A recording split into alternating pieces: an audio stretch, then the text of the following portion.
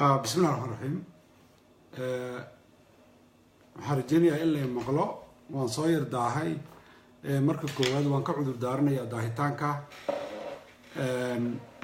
سيدا درتين هذا أرار بدن إيو مجليو عبد ربي إدمه موضوع عن وجود جلية إن كستو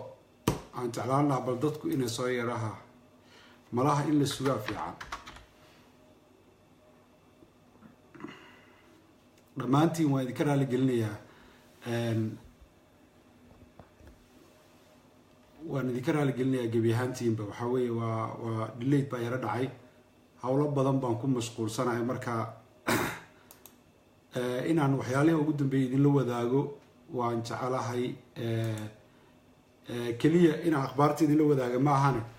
دبعتها ماشى تعلنا إن وحكا قبنا ودلال كلا إنه سمع إنه حرير هدوء عن لها wargelin marka waa wax meesha ku wada jira marka marar badan waxa dhacda akhbaarta inaan ano isle waxa samee ama dadkii wargeli ama soo qor ina hawl kale oo muhiimsan ay ugu soo baxdo oo ka qayb qaato marka inta badan dadaalku ma ku mashquulsanahay hadi habeen insha Allah taala uu socdaa israaciyo weey marka هذين حوجين يسوقينين وناس راعينين تجي مايو مركا وصل على إسرائيل مركا هوسو كلية فيسبوك معها وحنت على الله ضدك وأخبار هالك كلا السعودية قرأ الله عن سوق الرأي مارته إيو أخبار الله سهرة إنه يكقيب قاتان دلالة كلا صعدة إن شاء الله تعالى وحنت على الله ما أنت inaan ka hadlo wax yar marka ugu horeysa waxaan ka hadlayaa mowduuca akhlaaq xumida diin xumida iyo dhaqamada aadka u foosha xun ee dadka lagu baafinayo wiigii horna waan ka hadlay waxaa jirtay ajaladan saaka soo dhigay oo aniga iyo ashxaas kale lagu caynayo lagu naflagaadeeynayo muhiim ah asagu dad caybu islaha laakiin xaqiiqatan ceeb bay ku tahay adduunka waxa soo kale inuu soo dhigo markii koowaad ma aha markii labaad ma aha waxaan xasuustaa 2011 bay ahayd mise 10kii Cakaara News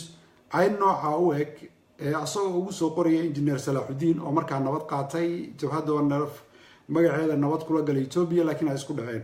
exactly aydi maalinka waxaad moodaa inay isku mid tahay waxaan xasuustaa ay noocaas oo kala oo noocan oo kala uu soo sameeyay Jigjiga Radio website ki looran jiray ninkii lahaa oo Cabdiidoor leeyahay waxaan xasuustaa ay noocaas oo kala oo uu soo dhigay cadaani hirmooge oo jabhadda wanarf ka tirsan ma tirin karo calashan qof walba gabadha abaheed la xiray ay ka hadashay ay noocaas oo kala marka ayadu waa isku nooc waxa weeye waxay ku tusinaysaa qofka meesha jooga xaqiiqatan waxa uu yahay akhlaaqiyadkiisa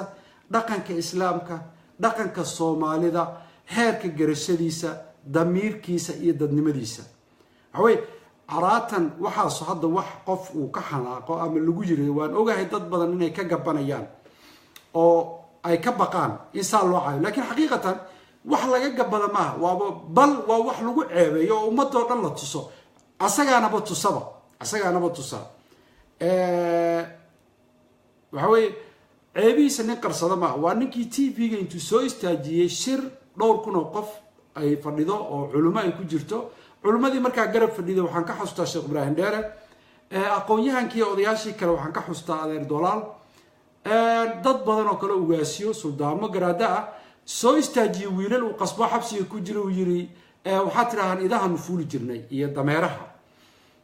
iyo inay hebel baan basbaaseynay iyo seen baan galay marka ninka TV malaayiin adduunka daawanayso waxa ka soo deynaya ee culimada iyo dadka akhyaarta iyo karaamada leh ee la fadhiya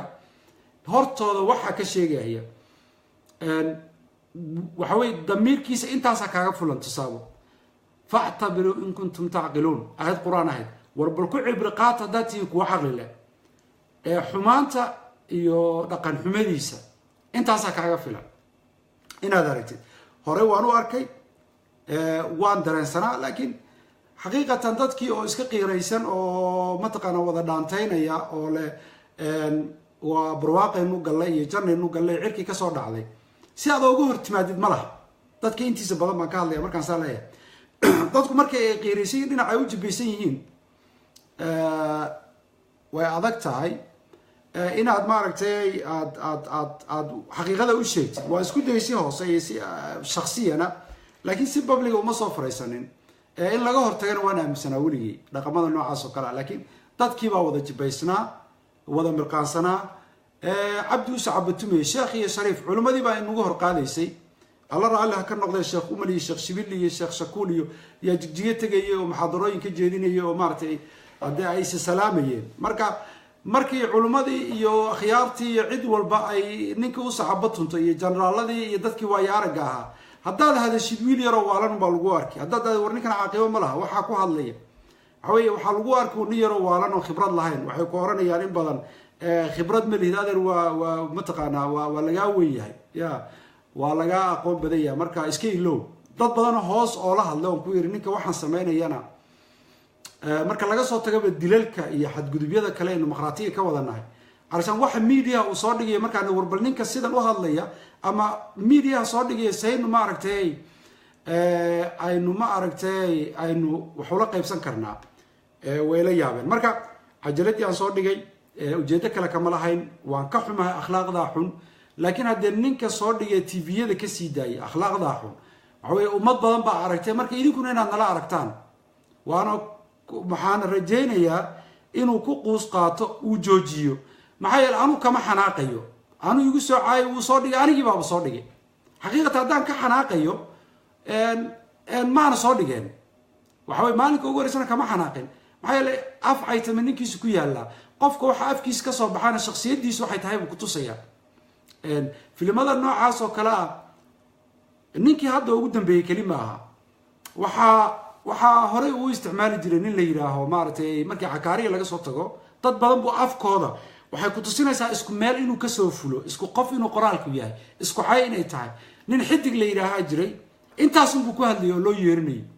mid kaloo af jajabnaabaa jiray intaa unbuu ku hadlayay cayda noocaasa kan hadda ugu dambeeyey isla caydii marka waayo shaksiga warqadan ay akhrinayaan qora shaksiga qora hadduu shaki kaaga jiro waa cabdi maxamed cumar wuxuusa qorin ama uusa oranin lama sii dayn karo Facebook laguma soo qori karo iska badaa shaqaalihiisa xataa qof deegaanka jooga ma soo qori karo waxuusan raalli ka ahayn waa dadkii intiina aan ogeyn baan jecelahay inaan u faahfaahiyo marka warqadan isku nooca isku xayadan isku nooca mataqaanaa dhaqamada aadka u foosha xun ah waxaa keenahaya waa cabdi maxamed cumar cabdile waa asagaa soo qora asagaa keena cajalada kale jirto hadda maanta la soo daayay oo dad culimo ah oo shiyuukha lagaga sheegayo ilmihiisa muusa dhalin waa loo dhalay markaan hadda cajaladan arkay waxaan xasuustay cajalad mataqaanaa qoraallo noocaas oo kale oo cadaan hirmooga uu ka sameeyey waaba isku noocba calashaan haddaad labada qoraal aan soo garab dhigo ama videoyadii hore waxba kumar kala duwano waa exactly so waa same waaba in la iskas waxaad moodaa in laga soo koobiyeeyey oo magacuun loo bedelay magacuun baa laga bedelay qofka markaa la caynayo xaqiiqatan wax kale ma aha gabar hadday tahay nin hadday tahay caydiisu waa isku nooc waxay ku tusinaysaa dhaqankiisa inuu yahay inuu waxa asagu ka xanaaqo waxaas asaga ay ceeb la tahay waxa uu isleeyahay dadka kalena way ka xanaaqayaan qofku wuxuu yahay buu ku moodaa marka qofka ummaddu way taqaanaa bulshadu qof walba karaamadiisa iyo diintiisa iyo akhlaaqdiisa laakiin mujtamaceena qofkii ugu sareeyay mujtamaca qofka ugu sareeyay oo heerka joogo dadnimo iyo damiir maxaad u maranaysaa inay noqonayaan 10 sano kadib maxaad isleedihiin 10 years waa wax laga naxo waxa diintii akhlaaqdii dhaqankii Soomaalida dad waxa soo baxaya bahaa'im ah waliba waxa la dhihi karaa xayawaanka xataa ay bahaa'imtu way ka sii xun yihiin marka ninka aaminsan ninkaas dad dan umadeed ka shaqeynaya horumar ina gaarsiinaya midnimo ina gaarsiinaya qolo kale inaga difaacaya heshiis aanu la geli karnaa oo wax ka wada tashan karnaa xaqiiqatan waxa leeyahay qofka aqligiisa baldib ha loogu noqdo qofka saas leh asagu bal hays miisaamo maskaxiya dhakhtar ha u tago aqligiisa hay soo miisaamo ninka uu ka hadlayo ficiladiisa miyana fa'tabiru in kuntum taqiluun miyuna ku cibra qaadanin kuwii ka horeeyay ee ka karaamada badnaa ka wanaagsana isku day inay hagaajiyaan qaraabada la aha yaa waxba ka keeni waayey marka sideed aad u rabtaa inaad wax uga keentid sidee rabtaa mustaqbal ummad inaad ogala hadashid qofkan saa dhaqankiisa uu yahay calashaan weligii dhaqan islaam iyo dhaqan gaal kuma arag iska daa madaxweyne uma maleynahayo wiil yar oo maaragtay suuqa jooga inuu saa u caytami lahaa intaa waa qofka damiirkiisa intusayay waxaa kaloo jeclaa wararkii ugu dambeeyay raase inaa idinla wadaago shalaytoona waan idiin sheegay shirka raase uu ku qabsado jahawareera shirkii 9aad mise 8aad weeye oo 3 bilood ugu dambeysay uu qabto shirarkan waa jahawareerka iyo kacdoonka socda jigjig uu ku qabtay dadkii soo wada yeeray intaasoo jeer kii hadda ugu dambeeyay waad ogeydeen iyo kuwii ka horreeyeyba 6,000 qof buu raase isoo u geeyey wiil dad baa dhaxda kusii dhintay shil ugu sii dhintay fadlan hay soo wicin insha allahu tacaala live baan ku jiraa hay soo wicin wiil baa dhaxda ku dhintay shalaytoole 2 gaari baa isku dhaco ciidankiisa liyu booliisa ilaa 20 iyo dhowr baa ku dhaawacantay 3 garaaba ha ahaato maanta shirkii buu furay telefoonkii uu ka xidhay magaalada raaso laakiin waxaa jirta xadka oramiya kama fogo marka akhbaarta waa la helayaa asagoo warka uusan bixin buu lahaa oo telefoonadii oo dhan wuu xidhay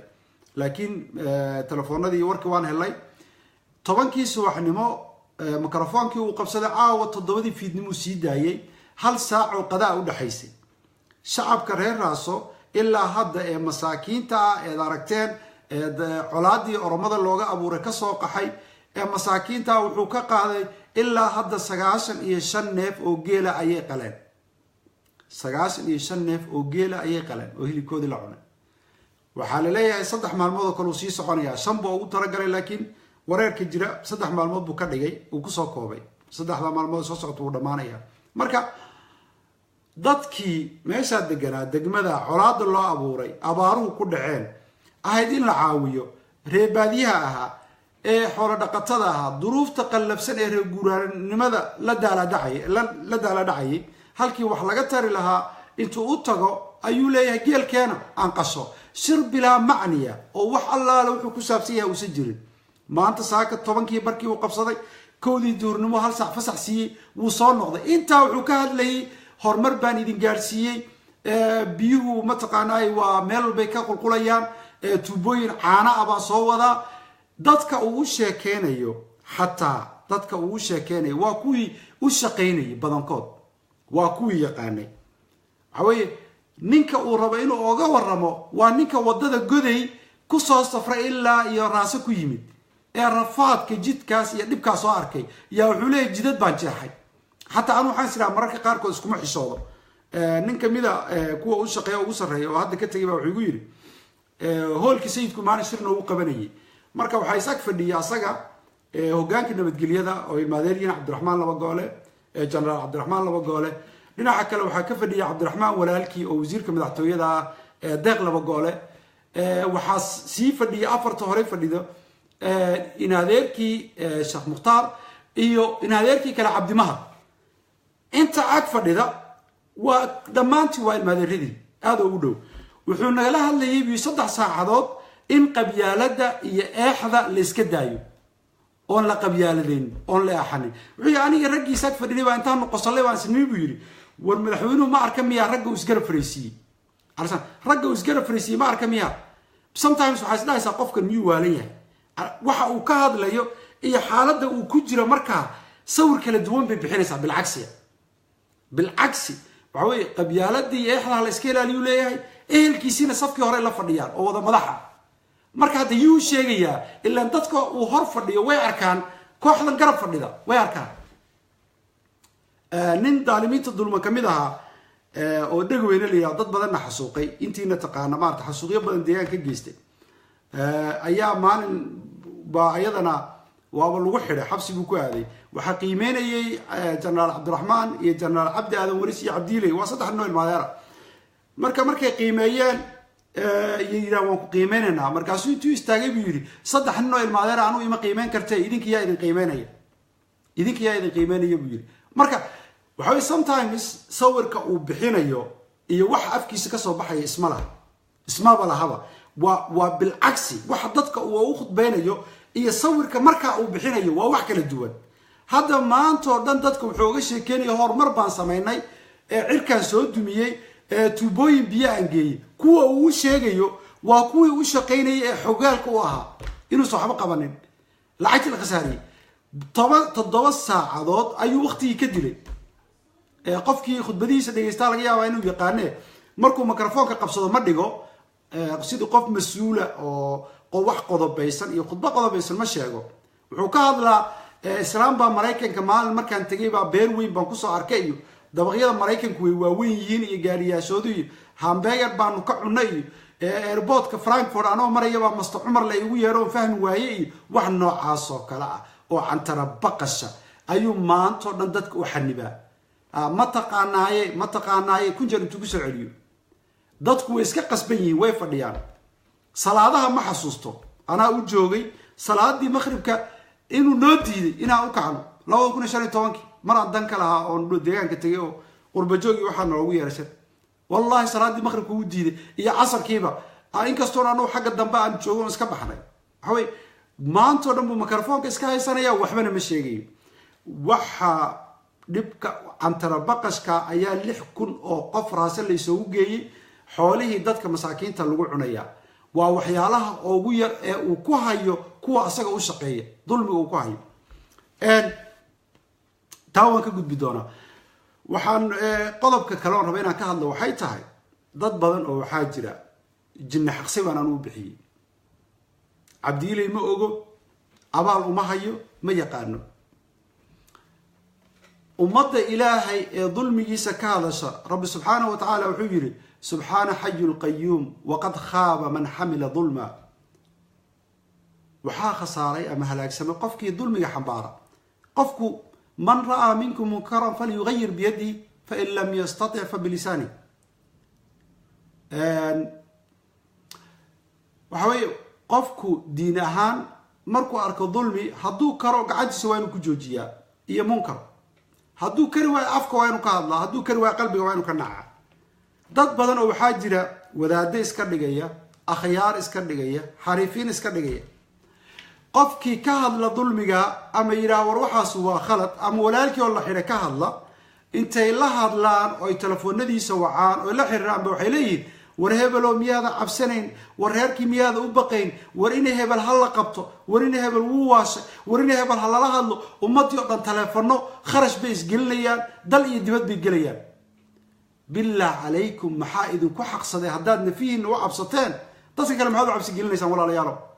ilaa hadda wax iiga jawaabo waan la waxay soo haystaan xariifiin caaqiliina oo aqligu ka batay oo ayagu yaqaan habka loo badbaadiyo nolosha fahmay. maaldood waxaan soo qoray qofka insaanka iyo xayawaanku waxay iskaga mid yihiin inuu cunto cuno. xayawaanku caws iyo cunto cunaan. inuu seexdo iyo inuu ilmo dhalo waa ku ilaahay siinayeen oo علشان وزوجة أما لمانا يش يا حيوان كي بنادم كيسكي مديه وحلوك لدوية ضمير كأي ضد ماذا هدي نلاش شادو بقى تكون فكرتو المحان عنا حاجات سحرة وحبان دليا عاقل متهد حقيقة سيدا حيوان كوكرادو نوشاي انت حيوان كعريقة يدوها اي سميان يلوضو كبدا المسميس maxay qofka insaanka ee caadiga waa inuu damiirkiisu diidaa waxa xun u arko. qofka gaalka ee inuu gaalada inaga niraahno xumaanta way diidaan way ka dhidhiyaan way ka qoraan way ka mudaharaadaan gardarrada way ka mudaharaadaan xataa wadankooda hadduu wadan kale ku gardaroonayo way ka mudaharaadaan. damiir bay leeyihiin ayagoo shaqaysanaya cunaya ilaahay ma aaminsano laakiin damiirkii biniaadanimay leeyihiin. inagoo muslima oo diintii naqaano oo laga yaabo masaajidka inuu 5 salaadood ku tukado oo uu ka bixin oo quraanka akhriyo ayuu haddana maanta oo dhan sidii xayawaankii u nool yahay. bal haba u noolaadee wuxuu rabaa dadkii kale inay sidaa ula noolaadaan. asagu hadduu doortay noloshaas inuu cuno cabo seexdo soo tooso caruurna dhalo waa ma fi mushkila sida xayawaanku dabcan u noolaado. wuxuu ku leeyahay ummadii kale sida xayawaanka ila noolaada haddam qanina damiira yeelnina. walaalka oo la xidhay ka nixin ehelkaaga ha ka nixin. ogoobi marka ugu horeysa waxay ku dhii dadkaad isku dadka tihiin waa qof Soomaali ah oo reebel maxay naga galay kadib waxay ku dhihi waa qoladaas waa qola inuu sahayna hal la dhameeyo markaad soo gudubto mida ilmaadeertiin waxay ku oranayaan ha iska daa hebel asaga dhib kala haay maxaa adiga afaaraha ku galiyay miyaada u naxay reerkiina marka la xiro ku garab istaagi maayaan waxay ku dhihi hadda maxaynu ka qabanaa waa dhib meesha yaalle iska aamus iska sabir in allah ma'a saabiriin maaha in allah ma'a saabiriin waxa lee ninkan haldin hooyadii way qadisaa waxaan idin sheegayaa cabdi maxamuud cumar cabdiilay wallahi qofka hadla ee xaqiisa u hadla ee dulmiga ka hadla ayuu kun jeer baryaa kun erga u soo diraa uu ma taqaan ehelkiisa u sii daayaa uu waliba lacag iyo laaluus isku dayaa kan aamusa marka dambe hooyada soo ay buu yiraahaa tusaale anaaba idinku filan waa maalmo hore uu ku cabsi gelinaya wuu ku argagax gelinaya inuu dhibaato ku geysto laga yaabo laakiin maanta oo la joogo shakhsiga uu ugu baryada badan yahay waa aniga xal oo ugu dambeysay shirka Mareykanka ha aadina wax allaale waxaad rabtid adduunkan ku siirayna yeelahay qolo ergo asaga ka socotay oo qaraabayeen waxaad adduunka rabtid yaan ku siinayna shirka Mareykanka ha tagi ilaahay baan ku haddaad tagtidna shirka ha ka qayb gal ilaahay baan ku dhaarnay waxaad rabtidna sheeg haddaan ku soo diraynaa waxay ku tusinaysaa culayska lagu hayo qofka hadla daalimku dulmiga uu ku jiro cadeyn buu leeyahay qofkii ka hadlo adduunka uu nacib yahay muxuu u dhibsanayaa wixii buu og yahay inuu gacanta kula jiro ay xaqiiqo tahay in laga hadlo diidaya inuu caalamka ogaado diidaya inay dadku ogaadeen buu diidaya wuxuu rabaa wax magaratada iyo maatida inuu marin habaabiyo marka walaalayaalo kuwiina xariifiinta ee cuqalada isu haysta ee nimanka naga maskaxda badan isu haysta waan ognahay dhibka eelka naga soo gaaray annaga dooranay damiirka naga nasiiyay inaan sida maafiyada aanan u afduumnaanin wiilal yar yar oo dibjiriina dadkuna aynu u afduumnaanin dadku hadalkooda inay xor u noqdaan haddaad walaalo cabsatay bilaa calayk ummadda kale ha cabsi gelin 10 jeer baan kuu sheegay haddaad ka aamustay daalimkoo dulmiga wada xaqiiqatan garab baad siisay dadkii ka hadlayay haddaad aamusiisidna waxa weeye waaba la jirtaa oo dulmigii baad qayb ka tahay qofka ka hadlaya markaad cabsi gelisida aamusiisid odayaal baa ku jira culumaa ku jirta siyaasiyiin horaa ku jira maba tirin karaba warina hebel maa lala hadlo xaqiiqatan xataa cabdiile ma yaqaano dadkaas wax xiriira lama laha aqoon uma laha ma yaqaanaan wax xaqsaday bal aduu kaalay garo ayakiibaa cabsaday dadkiibaa cabsi gelinaya qolada kale waxaan leeyahay dadka kale ee kililku ay la soo xiriirayaan waan ogahay qaar badan oo idin kamid ah waxaa idinla soo xiriiray ina saxane iyo kuwa ugu dhadhow waxaad ritib baan kuu samaynaynaa garab ha siinin mataqaanaa cabdirashiid iyo qolyaha kale sidan waxaa weeye adigu damiirkaaga ku hadal ani garab ima siinaysid anaa doortay inaan ka hadlo dulmiga waajibkaygii baan gudanayaa iyo insaannimadaydii xaqiiqatan damiirkaygii bini aadan baan gubanayaa oo falastiin iyo burma iyo meel walba ciraaq markii xaqdarra lagu sameeyo waynu ka hadalnaa tabar ba aynaan lahaanine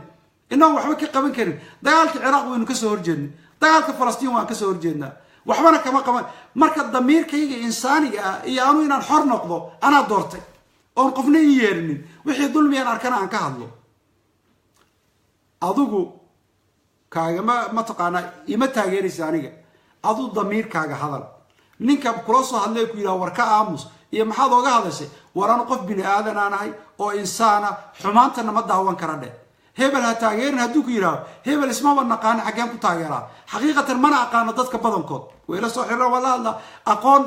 nagama dhaxayso dadka intooda badan marka war aduu damiirkaaga u hadal qolyaha kula soo hadlaya kililka damiirkaygaan u hadlayaaye haddaad rabtaan inaanaan ka hadlin xumaatada joojiya xarigga joojiya dilka joojiya dhaca joojiya waa wax ilaahay lagu xamdiyo intii yaraydaynu ka hadlayna mawduucan 3 bilood la soo dhaafay dulmigooda ka hadlayay wax badan baa isbedelay nimankii kibirsanaa ee magaalada saa u qasi jiray way gabadeen way kala dhuunteen dadkii way u tacaatufaan qofkii la xireen soo qoro waa la dabagalaa waa la raadiyaa kii xoolo laga dhaco soo qoro xoolahaagii baan ku siinaynaa cabdirashiid beeni baa la yidhaahaa dhibiguma hayso hadduu wixiisii helayo xaqiisii وأنا يبيننا عجل لك صدوبيه فصاحبه وياه مركا ربع حقيس إنه يعلو أو ظلم يستعاني مهمة ديدو هاي مركا حديدي كوردن عاد صوتك تان أو وقتي نرجع جلسان وحان قبا وقت يسوي صدى ولا مركا وين إسرائيل كرنا ظلم كوردن بين الزولين كرنا أنا جي أشخاص ير واحد الله يبغى واحد بدن كبدل لي دتك جودي هذا الله هذا شان ويدي شيء حلاقي بقار بدر يديك مدين الله هذا شان وحي ظالم كوادون كحقوق نعبي هذول ميجي سبناك إلا صادقه إلا قريو ربا إلا ضدابو ربا مركا ظلميجا كل جين كهذلا قدر هذا دكتهاي وأنا قفل بو إيدي كميدا قفل بو أردول كاسو مالدا وده شيء وحقوق هاي قفل الدلي قفل الحري قفل الدعي هي قفل بهدل على الأقل أيوجيا مركا واجبك كاسار أنت دكتها وشك ربك ويوجيا ورانو ساسا روجيا هلا جدا يدا أن أقدم بين ومضوا لا يغير الله ما بقوم حتى يغيروا ما بأنفسهم رب قوم ما بدلوا وسكروا ما بدلوا إلا أيك إسبدلان وآيات قرآن إلا إذنكو آد إسبدشان وآمسندا ظلميga oo xambaartaan oo iska ogolaataan idinkoon ka hadlin wada cabsataan ilaa aad dhiirataan oo dulmiga aad ka hadashaan hadduu cabdiilay meesha ka tago ka kale yimaadana tabtaas uu idinku sameey maxaa yeelay shacab hayjin abu arkaa shacab wuxuu arkaa aan ka damqanaynin oo damiir lahayn oo dadnimadii ka dhimatay marka maxaa u diidahaya inuu madaxa idinka fuulo inuu sidoo rabo idinka yeelo sheekhiina inuu xiro shariifkiina inuu xiro wax diidahaya malaha marka waa in cabdiilay kaliya ma dhulka dhibaato badan baa ka jirta 60 sano la soo dhaafay guumeysi bay ku jireen haba kala daraado laakiin heerkan mid gaarsiisan wali lama arag maalinka ku xigta way ka soo dareysay qolo gooniya uma laha dhulka kaama xigaan ree hebel kaama xigo hebel kaama xigo urur hebel kaama xigo ha u daba faraysanin hadhiin ururkaas ay cayn hadaan ka hadlo oo ururku miyuu ka xigaa reer hebel baa ay cayn hadaan ka hadlo oo reer hebel miyay ka xigaan hebel baa ay cayn lagaama xigo waad u simantiin adigu danta guud waa loo siman yahay wixii siyaasada waa lagu kala fikir duwanaan karaa laakiin qof in lagu gardaroodo oo la dulmiyo oo la dhibaateeyo oo cadaalad darro ay dhacdo oo sinaan la'aan ay dhacdo dhammaantiin bay dhib idinku tahay qof walba dhib ku tahay anu waxaan aaminsanahay qoyskayga qaraabadayda jufadayda beeshayda dantoodu inay danta Soomaalida ku jirto waxaan aaminsanahay wiilka Liibaan degan iyo wiilka Qabri Dahar degan iyo ka Dhagaxbuur degan iyo ka Shiniila degan inay gabi ahaantood isku dan yihiin isku dad yihiin isku diin yihiin ay isku dhinac u socdaan waxa weeye haddii aad ka damqanin dhibka kuwa kale loo geysanayo maalinka adiga ay ku timaado cid ku damqan mayso tacaatufka iyo isu naxariisashada iyo sympathy-ga la isasiyo dadka isu soo dhaweysaa way walaalaysaa uqdaday meesha ka saartaa wixii meel ka dhaca waa inaad ka hadashaa ma aha inaad ookiyaalo qabiil ku fiirisid ree hebel baa la laayay maxaa anaga naga galay ree hebel markii shalay la laayo maantana adaa lagu layn adduunka indhaha qoomiyadaha kale iyo adduunkaba Soomaali baad u tahay Soomaali waa Soomaali meel Allah meeshu degay waa Soomaali dibadda markaad imaatid war Soomaalidu xagee ku badan tahay baa tiraahdaa haddii aad Ethiopian tahay maadaama Ethiopianku xagee ku badan yihiin iyo Tigreegu oran maysid war xaafadda Soomaalida hal leegeeyo hadii maqaayadda Soomaalida hal leegeeyo misaadka Soomaalida hal leegeeyo waxay ku tusaysaa ummadaha kale inay ka xigaan inaad isku dantihiin qofka Soomaaliga walaalka ah qofka Soomaaliga ehelka ah qof kasta oo Soomaali ah dhibka loo geysto waa inaad ka damqataa hadda wiil wuxuu ii sheegay xabsiga Jigjiga laga soo daayay dad badan oo xamar ka soo tagay dhowrkii sano la soo dhaafay oo dhakhtar Addisaba oo ugu socday ayaa wajaala laga xiray xadka reerahoodii waxa ugu dambeeyay xadka wajaala markii laga qabanayay xabsiga habaani jeel ogaadeen bay ku jiraan war kama hayaan inay dhintaan iyo inay nool yihiin ehlodoodii wax u xiriiriya ma jiro Jigjiga ma yaqaanaan waa xaq darro waa dulmi waa inaad ka hadashaa war dadka Soomaaliyeed xamar ka yimid maxaa loo xiranayaa intaasoo qof Hargeysa ka tagtay iyo Boosaaso iyo Garow oo dhakhtar Addisaba ugu socotay ayaa ii sheegtay lagu dhibaateeyay wajaale lagu xiray waa khalad waa inaad ummadda Ilaahay aday war dadkan waa dad walaalaheen Soomaaliya war maxaad ku galaysaa dhakhtar bay u socdaan way xanuunsan yihiin marka waxay qofka Soomaaliga aba walaalka u damqo dulmiga diid reerku dooni ha fiirin beesha u yahay war qofka waa qof Soomaali waa la dulmi waa ka xuma dulmiga insaanka kale xataa xalaal ma maama Soomaaliyeed ba waxay ahayd inagaba gaalka dil gartiisana si xataa gaalka inaad dulmidi lama ogolo inaad ku gardarooti lama ogolo marka qof Soomaali oo isku afi isku diin atiin iyo isku dhaqan marka inaad dulmigiisa raali ku noqotid ama aabad ku faraxdidba waa nasiib darro aad u weyn waan soo gabagabeynayaa baraaruga shacabka iyo waxgaradkoodu waxaan wareysan doonaa gabadh khadka igu jirta oo dulmi badan soo aragtay loona geystay jeel ogaadeen waan soo gelinayaa laakiin baraaruga shacabku wuu kacay ma aha inaan fikradaada kugu raaco siyaasiyan dadku waxyaalay kala aaminsan yihiin laakiin siyaasad ma aha gardarrada xadgudubka xariga inaad ka hadashid dad badan baa waxay weydiiyeen markaan qalbi dhagax ka hadlay iyo Puntland iyo rag laga dhiibi jiray oo aad uga hadlay anoo siyaasadda jabhada taageersaneen warniyo jabhada ma taageersanide maxaa nimanka laga qabtay ama loo dhiibaa uga hadashaa dulmi weeye in la qabto waa nin Soomaali oo islaam waxa kuma xidhno mabda'ooda inaan aaminsanayn waa qofka wixii dulmi ah fikirku doono qofka ha qabo ha iga soo horjeedo laakiin in lagu xadgudbo waa xaraan waana inaad ka hadashid ma aha inaad dahdid kuwa kala fikir baanu nahay waan ku farxayaa ma aha inaad ku faraxdid qoladii aan la rabay hajabaan haddii lagu xadgudbay oo idan qolada isjeclayn aydan islaamin salaantu waa inay idinka dhacaynin muhiim ma aha adigu ayaka abaalkaga ma rabtid iyo waxa way damiirkaaga shakhsinimada hadlaysa iyo dulmiga diidan naftaada un baad u danaynaysaa qof kale uma danaynaysa ha isdhiin markaan qofka u hadlo qofkaasaan u danaynaya maxay qalbigaaga hadii ku jirto qofkaas markaa qofkaad necabtahay ku mataqana waad ku farxi laakiin hadii damiirkaaga aad u hadlaysid oo aaminsanay qofka kale inaad dan kala hayn wuxuu aaminsan yahay inaad cultiin inaad nabadtiin hatta aaminsantahay inaad kala fikirtiin marka ayada waxa way waa adiga un baa isxoreynaysa adun baa shakhsiyadaada iyo insaannimadaada iyo bini'aadanimadaada un baad cadeynaysaa marka ha ku farxin waliga qof kale ama fikir ka duwan qaba ama aragti ka duwan ama maal aad isqanjaruufateen ama aad istagaasheen ama biyo hoosti aad iska aragteen ha ku farxin dib loo geystay ka hadal waa cadaalad darrade qofka asaga waxa laga yaabaa markuu arko adoo u hadlaysid anayna igu dhacday boqol cadow ii ahaa oo muddo hore oo inacba oo wax kale naga dhaxaysiya markay arkeen inaana xaq darrada lagu sameeyo aan raali ka ahayn anoon ayakaba u sheegin oo dad kale u sheegeen ayaa ay soo waco ii mahadnaqay oo soo dhawaasho badan iyo damiirkii yeeshay marka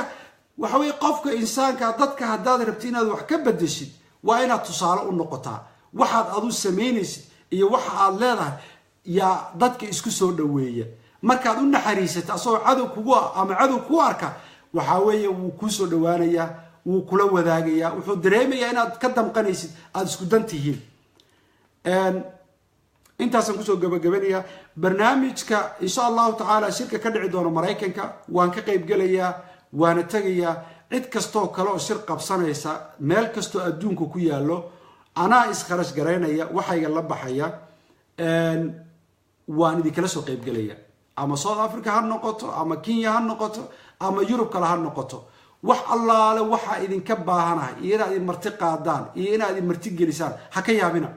anaa iskarash gareynaya anaa idin imaanaya anaa waxayga iska bixinaya waliba wixii kale awoodan idinku taageeraya hadii Rabbi idmo marka kaliya waxa muhiim ah dadku inay baraarugaan dulmiga ay diidaan berritoola kan imaanaya ama ka soo socdana sidaas oo kale daalim inuu soo noqonin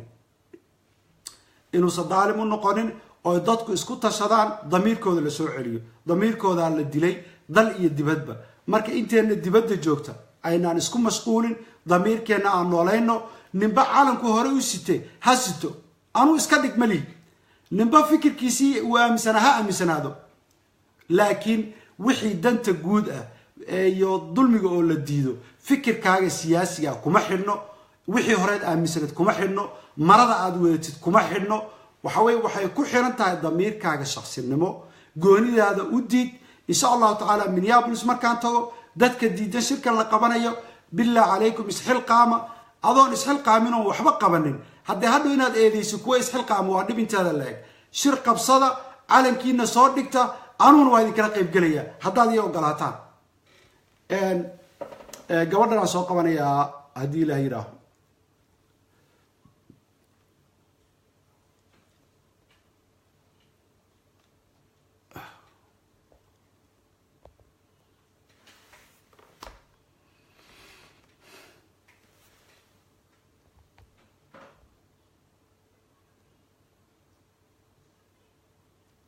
way ka baxday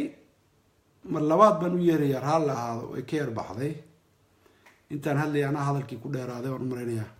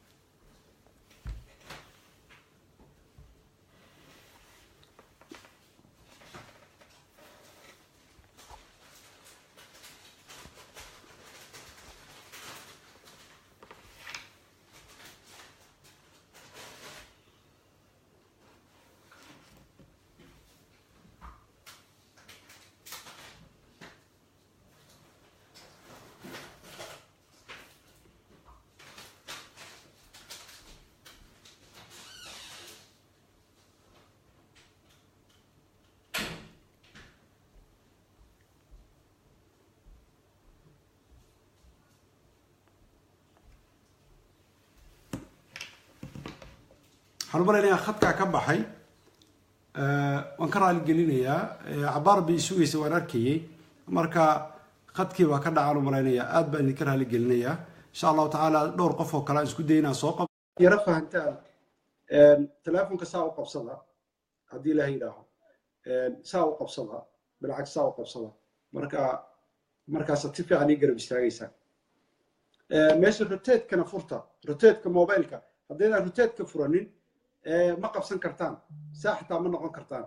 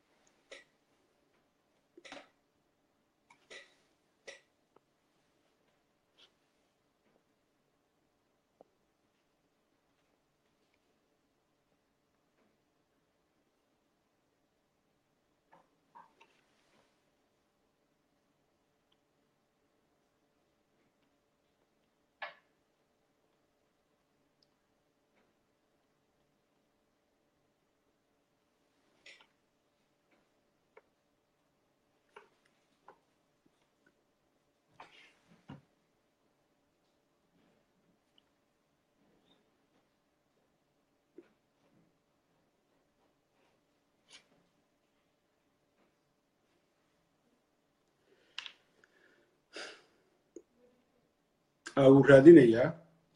qofkii internetkaagan waa inuu adkaadaa waqtiga hay naga lumin internet fiican haddaada haysanin waxooga waqtiga hay naga lumin insha allahu tacaala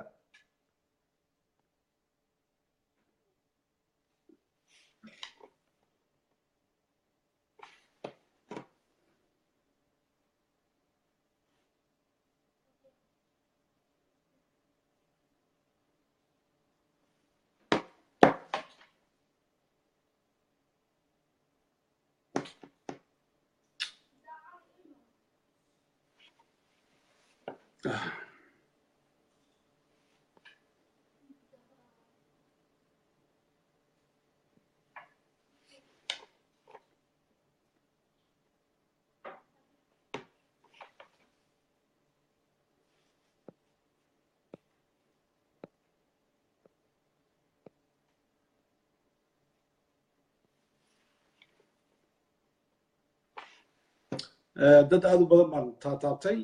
qof walba wuu diidayaa waxa weeye idinkuma celin karo farsamada saa u qabsada marka hore roteedka fur mobilkaaga kadib waad soo geli kartaa waad soo garab faraysanaysaa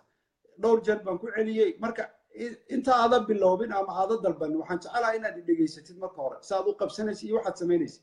markaa kadib way sahlanaanaysaa inaad soo qabsatid marka waxaa kugu soo qormaya shaashadda rotate iyo calaamadii rotateska labadii filaara iska soo horjeeday marka waxaan jecelahay walaalayaal inaad yara fahantaan maantoo dhan idinma sugi karo marka waana 10 jeer baa idinku celiyey